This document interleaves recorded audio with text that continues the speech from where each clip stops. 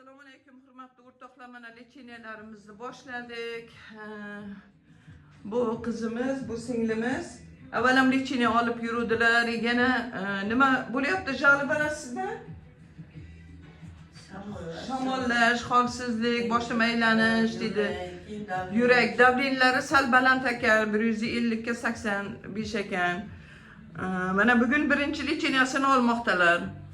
Bu ukamiz ham kecha siz nafasingiz qisib yutalmadi, saturatsiya 95 edilar. Hozir uje 97 ga chiqibdi saturatsiya. Qanday bittani olib ketdingiz? Yutallar kamaydimi pichchi? Yutal yo'q, bitta ikkita har zaman ketib qolyapti-da. Ha, yo'q, yaxshimisiz hozir? Ha, yaxshi. Shu bittada bilindimi, yo'qmi kapelnitsada? Ha, kecha birinchi lecheniya bittaga bilindi. Ha.